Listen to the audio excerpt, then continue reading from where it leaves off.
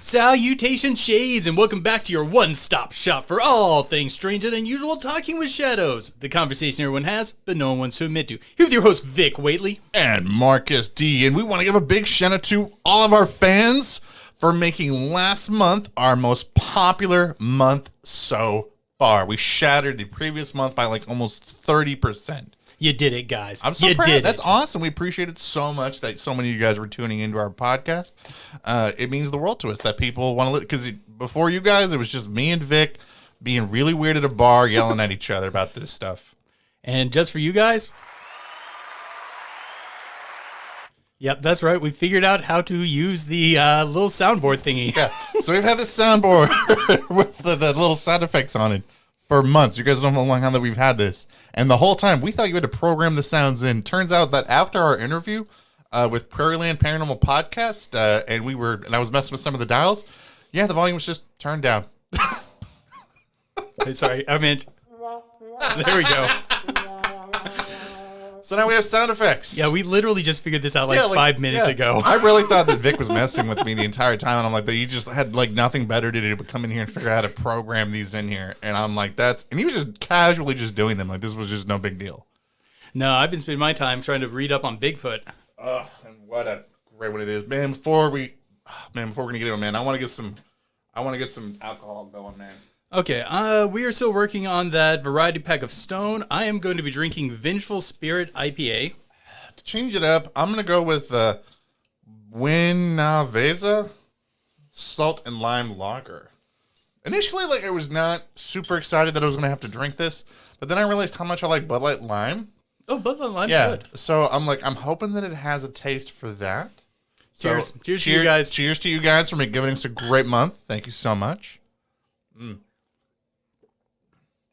I'm not a real big IPA guy, but I like this. This is like great value Bud Light Lime.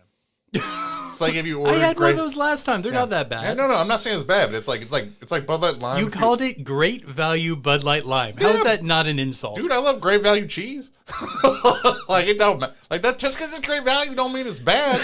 That just means it's the cheap. That just means it's the cheap kind, man. But this one's more expensive. And sometimes you shouldn't waste your money on some Bud Light Lime's fine. You know? It's actually pretty good. Yeah, the Vengeful Spirit IPA, it has a nice bite to it.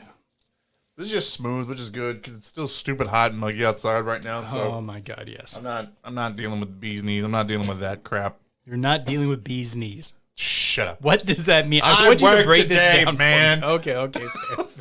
Sorry. Yeah. Sorry. All right, guys. So September is here. We are now starting a whole new month where our patrons decided to vote for hairy humanoids, which is awesome. So it's a whole month long where we're going to be doing cryptids and fun stuff like that. And so if we're going to go over the comments from our last episode. If you ever checked it out, it was Encounters with Fairies. It was where me, Vic, and Ellie, who joined us, talked all about strange disappearances involving fairies in the woods. If you haven't checked that episode out, go over. It's a great episode. All right. Lishan said, fairy topics are interesting to me now. Coincidence is gothic ex-girlfriend of mine and I kind of sort of are back together that I've known for 12 years. And that's one of the things she's talked about when she's on shrooms or something. Also, welcome back, Vic. Glad you're okay. Oh, yeah. Okay. Yeah, I've never been that sick. I was just stupid sick. Mm-hmm. I would believe that that's one of the things that one might see when on shrooms. I would believe that too. Actually, I think isn't that one of the things you see on the Grateful Dead t-shirts sometimes? Mm-hmm. Like little skull fairies or something? Mm-hmm. When I was, Angela Stats said, when I was 11, playing at the creek by my house, it ran into a huge bamboo grove. A blue light flew into my face, around my head, and into the bamboo where it stopped. It was not a bird. It had wings, not like a bird, and leaned out around the stalk looking at me. It was not a natural position for a bird. Then it flew off into the bamboo and then lit up the dark as it went. That sounds like a fairy encounter. That sounds like a pixie. That does sound like... Man, that's got to be... Man, is that one of those where you follow that light or don't follow that light? Because you do not follow that. If it's a pixie, you don't follow that light. Like, I think pixies are very... Okay, pixies can be nice, but they can also be very mean, so don't risk it. That's one of those weird things in the paranormal where, like, if you see something weird, like, you just want to follow it. Except strange floating bulbs of light. That's probably not a good idea to follow. Yeah, like, do you chase a will-o-wisp? Of course. Okay, that you're going to be one of the people where we're talking about getting disappeared. Sorry, I've been playing D&D too long, and I feel like that's just something that a character of mine would just do in Dungeons & Dragons. Yeah, but you also intentionally do things to make us have to stop you, to keep you from dying. Every single time one of our Dungeons & Dragons games, like, I rolled like a bad on my perception score. I was like, oh, look at this really nice, bright-colored frog. I'm going to put it in my mouth. And Vic's character has to wrestle it from my hand. Every time. I dread him getting natural ones on perception. Creepy California super duper fan said, I heard stories from Mexico that say fairies came during Day of the Dead and take the gifts and messages to the family members who passed away. Also, I feel that maybe the power the fairies need isn't just the belief we humans give, but fear of them. The fear of the unknown is what gives them strength. That's a really cool thing on the Day of the Dead. I did not know that one, so thank you very much for that. Mm-hmm. As far as the fear thing, I would 100% believe that. If they are fueled by our emotions and things along those lines, I definitely believe, based on how they behave, fear would be one of them. Izzy28 said, it's good Vic is back. You guys bounce off each other really well. The other guys were great too. Although about the Fae, yeah, we should be really careful anyways either way, because just for the fact base of the lore, similar incidents happen to this day that seem very related to fairies, so always be on the caution side. And yes, I live in the hood, and that does sound familiar from every day here. Oh yeah, I think Missing 411 has a very strong kind of fairy sort of vibe to it. I don't know, man. And when we was talking in the episode, I really feel that maybe there might be a change in Fae lore that we may be seeing from fairies from an urban perspective. That's just my thought on that. I mean, I would love to explore that more, but I mean, we should do a month on Missing 411, and one of those days would have to be the urban encounters. Yes, and I think that'd be a absolutely. great day to get into that. Nighthawk said, my grandma is half Cherokee, and I have a bit of Muskogee blood. Sorry. As well from the other ancestors. One of my pictures my grandma has of her parents when they were younger, you can see a Fae-like creature. She has stories from herself and her parents about encounters with the little people. So while normally I would regard stories about the Fae as nothing more than fiction, that kind of stuff definitely has been, considering at least some of the aspects might be real. Oh yeah, Ellie's family is Cherokee to a degree, and her grandmother taught her a lot of the very old legends and things on how to live, and that's why she does the thing where she makes little clay dolls and hides them in the bushes around our house. It's so if a fae comes onto the property, it'll mess with the doll instead of us or be intrigued by the doll and be too busy with that than to mess with the people in the house. Mm-hmm. Whiskey Conspiracies. Thank you, Mr. Frank Cashin. Said, I remember my first jug of Mississippi mud. Oh, God, this stuff was so bad. Disgusting. I never finished it. Pretty sure if you pound 2 of those jugs back to back, you will see the Fae folk too.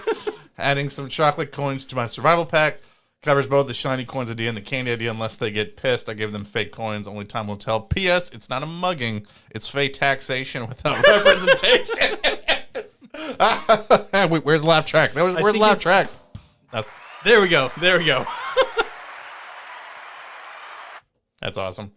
I love that we have that there now. Also, too, I'm really wondering, too, if you actually tell a fairy you don't believe in them, does that really kill them, or is that just Disney? Not that I have ever found in a traditional story. I don't know if I could, I talk all the time about throwing hands. I don't know if I could actually fist fight a fae, but I'm willing to take a stab at its self-esteem. To anything that I have read, there may be something out there, but I have not read anything that implies that they, if you say you don't believe in them, it will kill them. More likely, they'd take that as an offense and harm you. Oh, man, that sucks. Okay, so they don't have poor self-esteem. They're just sensitive. Okay, awesome. They're easily offended. Yeah. That's why they're called the good folk. Zeno Smith says, patron says, hi guys, I'm glad that Vic and Ellie are doing better. Good they all have y'all back. I really enjoyed this episode. I love everything there is about the Fae. To me, they truly do feel like the other, yet somehow familiar. I like your hypothesis on the Fae or the good people being a type of egregore. However, I have my own take on it. What if the beings we call the Fae are from an alternate universe that came to ours, but not as you might think, like a portal? No, instead, I think they came into our universe as concepts or thoughts, influencing early humans as a muse or eureka in order to use humans as a gateway into our universe. The more we focus on them, the more they're able to enter our world and becoming more powerful as a result, leading to the many stories of the Fae. But as time went on, I believe the Fae became more weaker due to lack of belief, making them a bit more vulnerable, but not completely gone due to the very nature of egregores not being made by one person and the Fae legends being told generation after generation, allowing the Fae to continue existing in this world, albeit in a weaker state. I think there's a lot to this. Yes, there is a lot to that. There's a lot to break down in that, Zeno Smith. Okay. I want to jump in. Oh, yeah, go ahead. The first part of that I would say is in the Book of Invasions, where you're talking about the Tuatha De Danann, some of the versions of the story talk about them coming from another world and then entering ours. So the idea of them coming in from another dimension makes a lot of sense. Another thing is that we didn't get into this in our show on Fae, but one of the things is that Fae music is incredibly beautiful and that human minds cannot fully grasp it unless given. So, like, say, if you hear Fae music, you can never reproduce it. But if the Fae then gifts you the song after they're done, then you can. And there's a lot of stories involving that being a thing. So that's very much like a muse there. That is a lot like that. That's awesome. Yeah.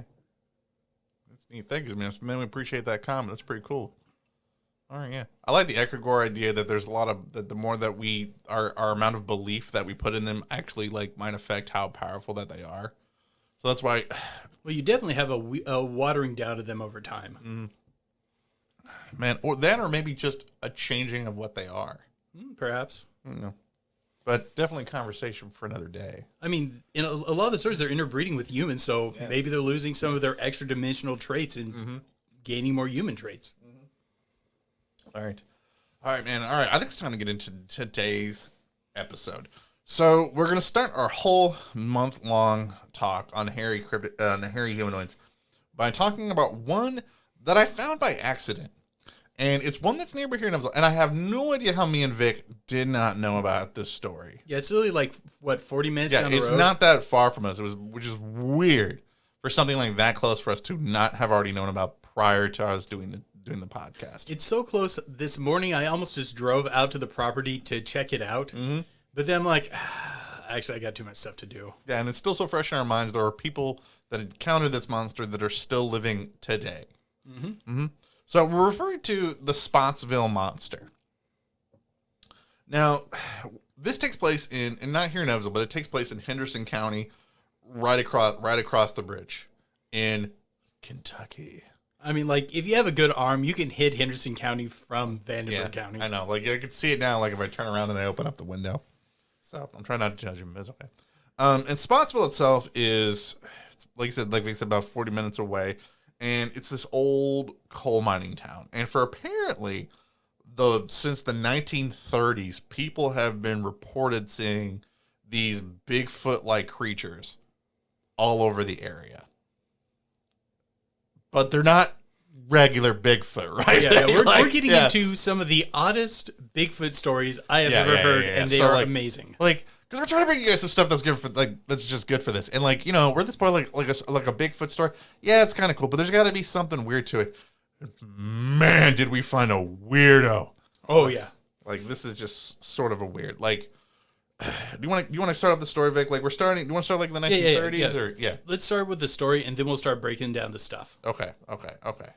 So the story itself starts taking place in the 1930s, and in the 1930s, there's a family that moves into this house along this particular road called Mound Ridge Road, and there's a family that moves in there into Spottsville into this house, and they end up in having these encounters with these Bigfoot-like creatures, and it becomes so traumatic for the family that they end up moving, and this just sort of becomes a thing that the town knows about, but it doesn't get widespread spread around into the mainstream of the surrounding area until about the 1970s, right? About 1975. 1975 is when things really start taking off for this story.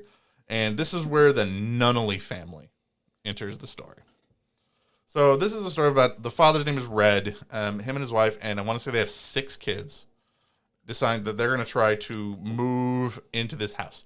They're tired of living in a big city, so they're like, you know what we're going to do? We're going to move to Spottsville. And they move into this house that this other family had. Can I do this part? Oh, yeah. Go ahead and do this part. Okay. As they're moving in, they notice, hey, there's a lot of holes around the door and in the door. And they kind of look like bullet holes. So they're like, hey, what's going on with all the bullet holes? And the guy's like, he asked Czar to go take the 2 kids and go play in the yard. And then he tells them the story of the night where he looked outside and saw a huge, hairy man staring in at him and unleashed a volley of gunfire and did not fell the guy. How if you're a realtor trying to sell a house, is that your story you're going to do? Like, what are these bullet holes? You couldn't even make up a story of like, there was something trying to break in. They shot it, but everything's fine. Like, everything was good. Like, whose story is to jump to? Yeah, big hairy man rummaging through the house that you had to shoot at, which didn't work. Which is an interesting part. Yeah. But they were not deterred. They bought the property anyways. Yeah. Because to be fair, if I'm the dad, I'm like, well, maybe he didn't hit him. Maybe they're just a bad shot. Yeah. Because the holes doesn't mean that it didn't work. That means maybe you just missed. So the family is living in this house for a while. And as they're living in the house, weird stuff starts to happen around their farm, right? So they start having animals go missing. And I want to say what I actually got it down. They actually broke down. They said that they had like 16 chickens that went missing. Here's the weird thing that goes missing. Some of the versions say 16 chickens. Some of them say around 200 chickens. But I was listening to an interview with the Sun, and he said 200.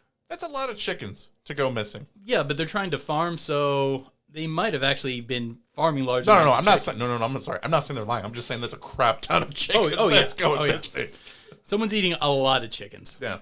So it's really weird, like how there is this weird discrepancy of exactly like how many are missing. But still, stuff's going missing. Is that normal though on a farm though for that stuff? Would you ever raise chickens on your farm, Vic? I did not raise chickens on my farm, but I did raise chickens at a campground I was working at once. Is this common for just chickens to just randomly go missing?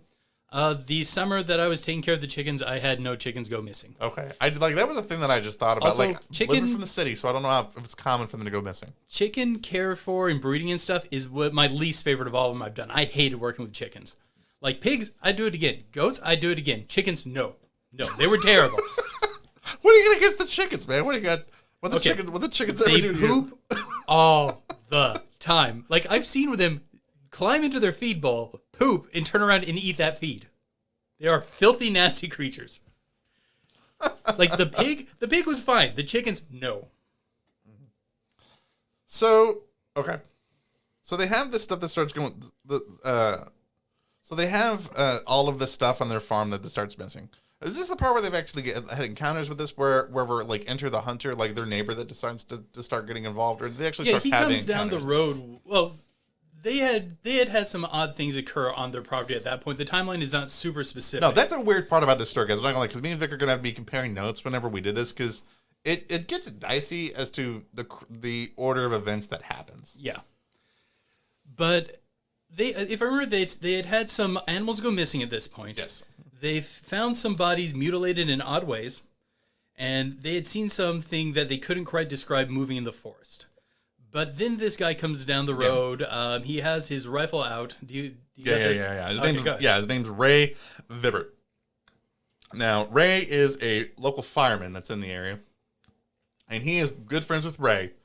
And they're having, they're farming plagued. And he's like, oh, yeah, I'm going to get involved. I want to do something. Red's a real good guy. I'm the super hunter. I'm going to start tracking down. I'm going to figure out I'm going to start solving this problem. Actually, the first thing that happens is he comes down the road to the house and says, hey, I saw something big and hairy running on 2 legs in the woods. Was that one of your kids?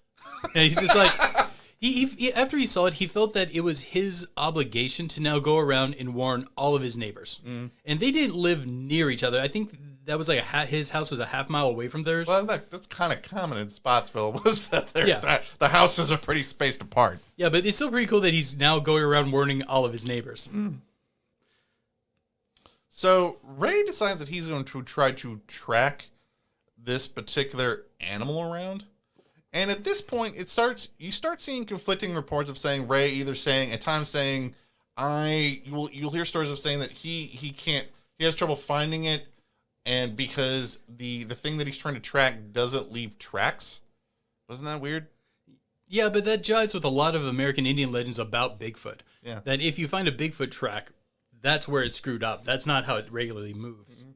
And then in other accounts of it, it says that Ray starts tracking it and then claims that it's a bear. Like you'll start seeing that, and Ray becomes convinced in other parts of the story where he thinks that it's a bear, and he's like tracking this bear all over Henderson County. Like, does it take that long to hunt one down in Henderson in 1970? I don't know. Bears in Henderson nowadays are insanely rare. I think it does happen once in a while. Beyond that, the bears they get in there are black bears, which doesn't seem to be the description of what we're talking about. No, it doesn't.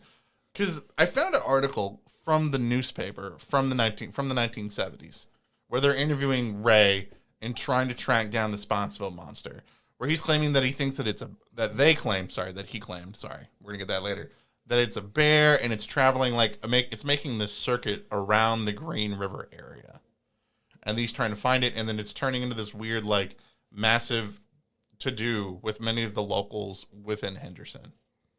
But then later he changes his story. No, I'm not saying he doesn't change his story, but there's interviews with him later, right, where he's talking about what he's finding. He eventually comes out and says the reason why he started saying it was a bear is because the police got a hold of him and said, hey, if you don't stop talking about this sort of stuff, we're going to like make up charges and bring you in. Yeah, and that's so weird. Yeah, it's odd. You normally would see this like from a Men in Black type sort of person. Yeah, but it's just like the local cops saying, stop saying that it's possibly like some sort of a Bigfoot type monster. Well, immediately when the Nunnelly, I'm screwed up. I want to say it's called the Nunnelly family. The Nunnelly family started like reporting this. They initially started reporting it to the police, and they came out the first time and said, "Oh, it's a bear," and they're like, "You don't know what you're talking about." And then they came out a few more times, and eventually they stopped coming out altogether. There's even accounts from some people that when they were supposed to be checking their property for invaders and stuff, they were actually just going out and smoking a cigarette because according to one of the neighbors who was out in the woods at the time, he could actually hear them and they weren't aware of him. And they're like, let's just smoke a cigarette and go back and tell them everything's okay. What kind of like lack of due diligence is that? You run into that a lot, man, with some of these like real like local cop stories where they don't really take some of these seriously. Oh yeah, the mother of the family, she actually was in an interview recently just straight up said, like, I hate them. I hate what they did. I should have sued them. I hate that town now. And she was very upset about how the cops treated them. But I want to get into something real quick. Sure. I want to talk about the animal bodies. Yeah. Okay. The family would very commonly have their animals die and they would find their bodies. All their animals, they lost animals all the time, everything that they kept with the exception of their dogs. They had two extremely mean dogs that every time this creature would come around the farm, they would run and hide underneath the porch. And that was actually their warning that something was about to happen. They knew if the dogs were underneath the porches banging around terrified, that meant that the Spottsville Monster was about to show up on their farm. Mm-hmm. But all their other animals were taken at various points, including a freaking pony. Which is super weird. Like, I've never kept ponies, but I've kept horses. Nothing goes after a horse. Because they're huge and they're a difficult animal to take down, right? Yeah, and they're all freaking muscle. A pony is several hands smaller, but I still don't think anything around here is going to go after one. You're like, yes, I think it said I'm just going to take it on that chicken. Okay, with the exception of the chickens. The chickens, when they disappeared, nothing was ever found of them. Yeah, but it was the other animals that they ended up finding them along the Green River, like within the area. They ended up finding a lot of the bodies along the Green River. And the weird thing is, the only thing that was missing were the entrails, the eyes, and the tongue. And all of the cuts within like to open them were described as being very surgical. Yeah, I noticed that in all the stories when they describe the wounds on the body, they say cut, they say surgical, they use words that imply precision. Yeah. Not a Bigfoot out there ripping this thing apart. Now, because most of the time when you're hearing encounters with sort of Bigfoot-like monsters and they're rummaging through the garbage, I have never once heard the encounter of this Bigfoot rummaged through my trash with surgeon precision. It's usually like it's a little bit more just direct. Like he's just trying to get what he's getting and leaving. But that's very odd there. But beyond that, just the entrails. That is also very odd. That's not even the good meat. Yeah, that's the when was the last time you ever like just went up to the store? Yeah, I'd like some goat entrails, please. Yeah. Like I get chicken gizzards and livers and all that. Not animal entrails. Like not like goat entrails or a pony, and like that just seems gross. Generally, animals that eat entrails are just animals that eat everything. Maybe there's animals out there that do this. I'm not aware of any that only eat the entrails and leave the rest of the meat consistently. I know like sometimes like coyotes will do it and wolves will do it if they need to get food fast and run. Mm-hmm. But that's not a consistent thing for them. That's not their everyday behavior. And another weird part about the river, since we're talking about the river, while the Spottsville Monster is being spotted in the area, at the same time, people report seeing UFOs along the surface of the water of the Green River area, which I thought was another really weird thing, too. Yeah, while the Spottsville Monster situation was going, there was also a UFO flap, but the two never really intersected. No. They just happened to have been occurring at the same time. The part that made me mad that I couldn't get was descriptions of the UFO. I tried to really dig deep into that to see if that I could find descriptions of what the UFO was, but all I got was just sightings of UFOs along the river, which I found weird, that there wasn't even like it was difficult to find. There's one more thing I wanted to get back to on the corpses, though. Oh, yeah. Let's go back to the corpses. I don't know if you noticed this detail, but they said the flies would not gather on the corpses, and that they would take forever, sometimes months, to decay. Because there was a dog that was killed, and although their dogs didn't die, basically it would kill neighbor dogs and throw them onto their property. And they talked about how for 3 months, that dog corpse just sat there not rotting. That's so weird. That makes me think we might be dealing with radiation. That's where that it's keeping it going. Well, radiation prevents decay. Mm-hmm. So I can't think of too many things that would happen to a corpse where it will just not decay. It could be an extremely dry area, but we're talking about northern Kentucky near a river, so that's not going to be a situation. It could be extremely cold, but that also isn't what we're talking about. I'm trying to think about what else would arrest decay. Poison. I would say more. I'm thinking more poison because if you're saying if radiation is the example, in a lot of stories involving radiation death of animals, you also see stuff involving either burns or discoloration that's going on, and that never pops up in the story. Now, poisoning, I think that's something that I definitely could get behind. If I recall correctly, there are certain poisons, and I don't know which ones off the top of my head, that do arrest decay because the poison is poisonous to the bacteria that breaks it down. Now, why you would want to poison a random goat? And I know there are animals that can sniff out certain poisons and then avoid. Yep. Like I was thinking that ravens and certain buzzards can as well. I don't know if flies can. Yeah. I don't think the thing was I don't know if the bugs would really stop them from getting onto the poison though. That's what makes me think there might be something else going on with that. Well, that's why I was thinking possibly radiation. That it's not getting fed on as much because the radiation is killing the insects feeding off of it. Not that no flies are landing on it, it's just no flies are able to gather because they're not living long enough. And the eggs they lay in it are not, coming to fruition. True. So it's not breaking down as quickly. But I think even if it was that where it was keeping the bugs from eating it, there's still evidence of the bugs trying to eat it. Well, you are seeing the missing tongue and the missing eyes. True, which is the start of any of them when scavengers show up. Well, the general view is they believe that those are the parts of the Bigfoot we're taking as well as the entrails, but also those are the first parts that carrying goes after. So, yeah, it could be. So maybe poison, maybe radiation, but either way, Something you don't normally talk about when it comes to Bigfoot. Did you get good descriptions of? I mean, we're 30 minutes in. Did you get good description of what the Spottsville Monsters was from the Nunnellys?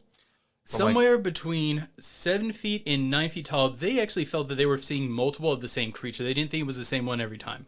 Because sometimes they would see one that had gray hair, and sometimes they'd see one that had brown hair. Yeah. So being 7 to 9 feet tall was the general descriptions they were getting. Large, they said that it was insanely muscular to the point where, like, you can't even... I don't know why they use such poetic terms, but they said you couldn't even really conceive of how much stronger this thing seemed than you did. There's a lot of that weird language. Just when you look at the surface level story of this, there's a lot of poetic language that's Kentucky class, apparently. It is, man. But like they described it as being just unbelievably muscly, like just that strong. They described it as having eyes that would throw back light, generally a human face with a more like kind of Arab-styled nose. Mm-hmm. I'm trying to think of what else they had said specifically about it, but I think that's most of the details. That's one of those weird things about this type of story, because most Bigfoot stories, you get some sort of singular incident of encountering a Bigfoot. In this one, there's so many different kinds of, like, descriptions of different kinds of Bigfoots that the family runs into. And I mean, there's areas where these things can hide. I mean, Auburn State Park is in Henderson. It's not that far, where these could live and where these could stay. Or other people speculated it might have been in the mines, but I'm more likely to believe that it's probably in the state forest that's there. But yeah, and I would say that's likely as well. That's just kind of what I thought that it was. But let's talk toes. That's right. Now, normally, guys, whenever you hear Bigfoot stories, you think of, oh yeah, 5 toes Bigfoot. Now, if you're more crafty and you're more into the Bigfoot lore, you know something about the 3. This gets weird. There's 4. 4 What toes. do you do with 4 toes? I don't know. It's not normal. I like my Bigfoot with 5 or 3. Nothing in between. Yeah, that seemed very odd. And let's go ahead and crack this nut to we're at it. It seems like if we follow the old adages of the 3-toed Bigfoots are really aggressive, the 5-toed ones are actually kind of nice and will leave you alone. Apparently the 4-toed ones have psychic powers. Yeah, I was about to say just right. But psychic powers is weird. There's weird stories of telepathy. Yeah, there's a lot of involved with these mystic abilities these Bigfoot have, and we need to start talking about that. They leave no tracks. They have bullet immunity, and they have telepathy. At one point, when one of the hunters is tracking him down, it looks at him and says, "Go away," but it doesn't say it out loud. It says it in its mind. I have weird thoughts about that. I'm telling you, like there's times in which I swear when people tell me stories about, like, where I read stories where people said, like, I heard this thought in my head. I'm like, and that you put it on the creature itself, and I'm wondering, like, too, like, whether or not they're just doing that to rationalize in their head of, like, holy crap, I'm seeing a Bigfoot, I need to back away. Well, or they're just reading this thing's body language enough that they're backing away. It could have been such an intense display of intimidation that their mind tacked on the go away. Right, yeah. But can their mind tack on a portal opening and the Bigfoot walking through? Nah, that's out there. Sorry. I mean, that's like, you either saw that or you said it. But in another story, this guy's out tracking Bigfoot and a portal opens up and he walks through. And he just Rick Sanchez is his way out of the situation. Yeah, pretty much. That's very odd. Not something that one normally thinks when they get to Bigfoot. It's like this hunter's tracking it, and then all of a sudden he runs up this Bigfoot. He just belches and said, it's like, all right, Mothman, let's get out of here. Let's go to Earth 616. And then he just leaves. There's also, I think, 3 different accounts of it just straight up vanishing without using a portal or anything like that. Just literally fading from eyesight. This is just bizarre out there stories involving, like, just Bigfoot, man. It's so... Okay, I have a question. At what point does all of these Bigfoot powers just start getting... Does it ever get cartoonish to you? Like, where it's just too much? When you fire them all off in sequence, yes. But when you think about this occurring over a long period of time and these coming from multiple sources, less so. Like, it's so hard to take, like, because most Bigfoot stories, you're just, you're dealing with some sort of either large humanoid or some primate or hominid, and it's just doing just normal, humanoid stuff. This is doing some pretty supernatural feats. Yeah, but these are also the sort of stories you would expect to hear about, like a yogi mystic, or you might expect to hear about someone with high PK psychic abilities. So these are things where we might take it serious in another context, so I don't see why we shouldn't take it serious here just because it's Bigfoot. Maybe this Bigfoot also has 5 levels of wizard. Or he's got 5 levels of druids and he just wild shape back to human. Like, so maybe ideas like mysticism and psychic ability aren't necessarily limited to us. Maybe this is something that maybe not only Bigfoots could possess, but perhaps can possess with more skill than us. Like, they've had it this whole time, and that's why it's difficult for them to be found, like, way out in the woods, like in the Northwest or other parts of the world where they're seen. Because maybe they could be doing this for the whole time, and we just didn't know. Beyond that, one of the things that many mystics say why, like, mystic abilities are less common nowadays is because you need this deep connection with nature and you need to live ascetically away from technology, which Bigfoot seem to be doing all the time. Now, deer do that all the time, too. I don't know why they don't do it, but maybe you have to be up to a certain level of intelligence, too. But there's tons of stories of humans just living out, being homeless in the woods and not developing these powers. Yeah, but there's a lot of stories about humans going to the wilderness and coming back with powers. There's also a bunch of stories about humans going to the wilderness and just not coming back. Well, yeah, it is the wilderness. But, like, one of the things that a lot of people miss on the story of Rasputin is that he lived as a mystic out in the wilderness and claimed that living away from modern society is what gave him his powers. Although he most likely just said, hey, take Alexander off, aspirin. He does bleed way too much already. So maybe it wasn't quite so mystic, but, So one of the...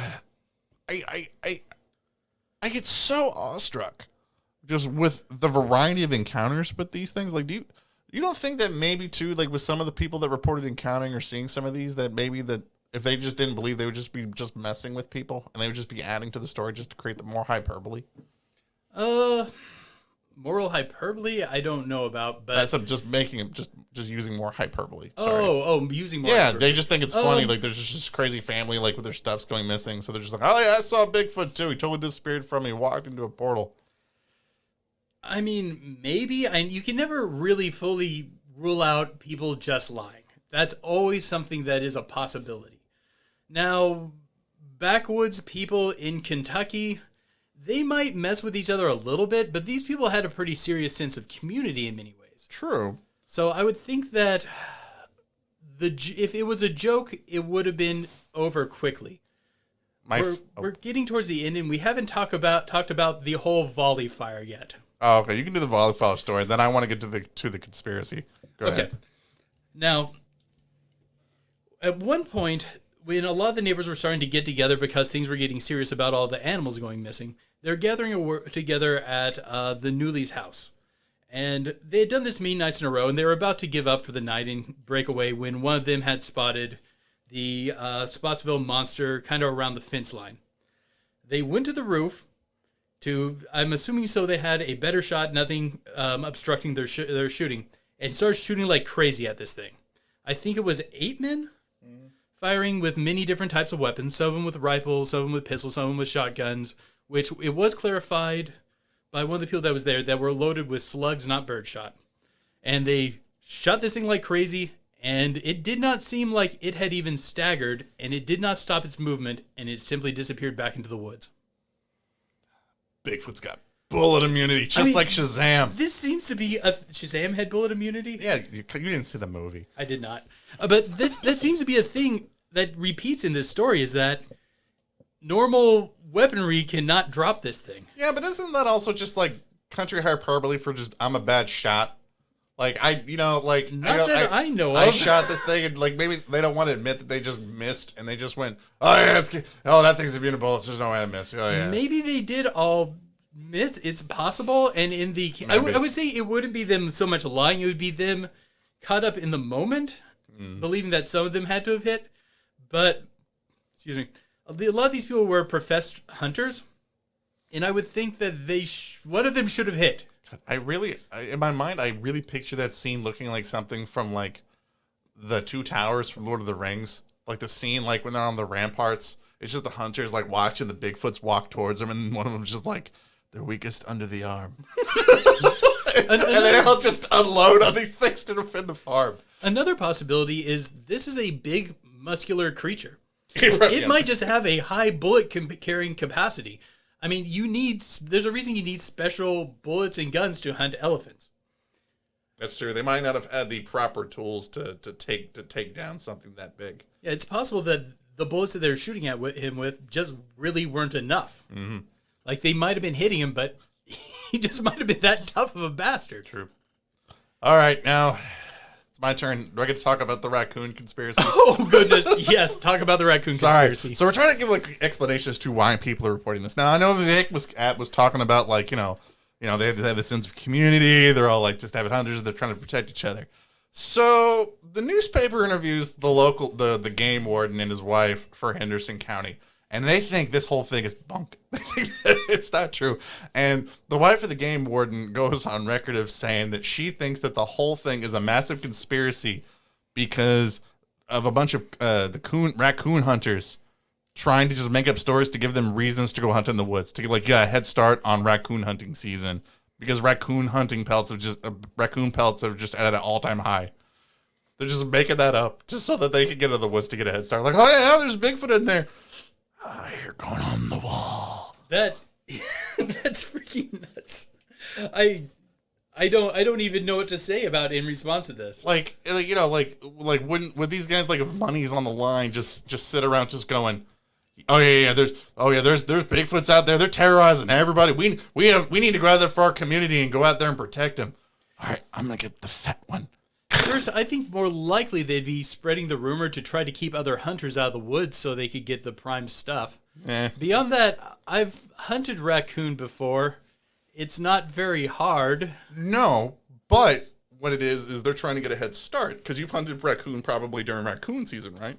No, I was in like a survival situation. And you had no choice. Yeah, but I will also clarify, you have to eat raccoon very carefully and cook it very specifically, or you'll get very ill. Do not go out and eat raccoon. It's like eating possum. Just be very careful. It's also not that good. I just thought it was funny that the game warden thinks it's a conspiracy by all the raccoon hunters in the town running into the woods early. But the thing, like, but I laugh and I jest, but I'm telling you right now, I think that if you look at what happened to one of the kids, the kid, I want to say his name is Bernat. I can never pronounce his last. Is this the one that won't talk about it to this? No. This is the one that grew up to be the researcher and the Bigfoot hunter. Oh, yeah. Yeah, Barton.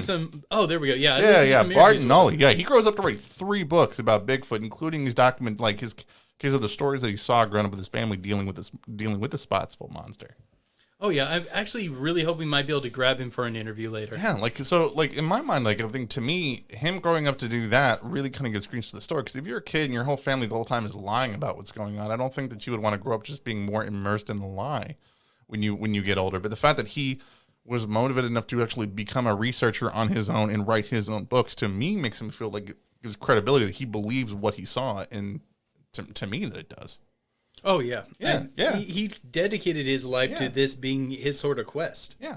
And he even specifically says that these experiences in my young life are one of the things that drove me to there. Mm-hmm. He didn't use those words. I can't remember his exact quote, but I remember him talking about it in an interview. It's very poetic. Goes along with the Spottsville Monster story. It is very odd, the wording that's used, but maybe that's just Kentucky poetry. I don't know. I guess. I guess it's weird. Like, if you just look up the story of it, like you'll see what we're talking about. Well, just with the way that they wrote about it, where Ray, whenever he's coming to defend his friend, he's like, Ray took up the mantle to defend his friend because his friend had glaucoma and couldn't see, and he wanted to do it. I'm like, this is pretty that's strong. That's some strong use of words right there. I know we're getting shot on time, but I have a question. Mm-hmm. Do you get kind of a Hopkinsville Goblins vibe off this story? I do. It's like Hopkinsville Goblins, but with Bigfoot. Yeah, and I get a bit of that feel too. And those two things occurred fairly close to each other. Like 20 years. No, I don't mean time-wise. I mean like physical distance. Yeah. That Reynolds like. Yeah, you're right. They are very close together. There's a lot of stuff that seems to go on in like the western part of Kentucky like that. And it's right below us. I think we should start looking into it. Well, you know, it's weird because this whole looking into this led to a whole bunch of other monsters that I didn't know about, like the Pikeville Monster, the Boonville Monster. They're all very similar, like 8 to 10 foot tall, hairy creatures that might all get their own episodes. So, any final thoughts, like on the Spottsville Monster? It's a very interesting case. If you want something in the Bigfoot field that is extremely unique, check it out. It is very, very interesting. I absolutely agree. These are people that, you know, believe that they like went to some of them to their graves, some of them to this day that are living, that are all still talking about and encountering these things, and it's shaped a lot of their lives. So I definitely believe these people had some sort of an encounter with the strange. It's still going on today. Actually, there were stories that even make it to this day of people spotting the Spottsville Monster in there. This is still a thing that people see. Yeah, we might even talk about some of them even in the Pillow Talk segment if we decide that's what we're going to talk about. Okay. Let us know what you guys think in the comments below. Do you guys think that this whole thing is just hyperbole? Do you think it's all just, you know, hype and that's what's going on with the Spottsville Monster? Do you think that this is something different than a Bigfoot, than a normal Bigfoot? Or do you think all Bigfoot have mystic powers? Yeah, that we all don't know. Let us know in the comments below on that. If you like this episode, don't forget to like, subscribe. If you're listening on YouTube, hit the notification bell. That way you stay up to date whenever we put out new content. But until next time, guys, keep believing. Because we'll keep listening. And we're back. Oh, you guys can all calm down. You can all calm down. I know you. Thank you missed so us. much. Thank you. We appreciate that. Thank you so much. We're gonna be messing with that sound. We're gonna be messing with the sound effects for a while. Here's one I really like. I should have played that when you were telling the story. Okay. That aside, another thing that actually this whole thing reminds me of a little bit is Skinwalker Ranch. Think about how familiar are you with the story of it?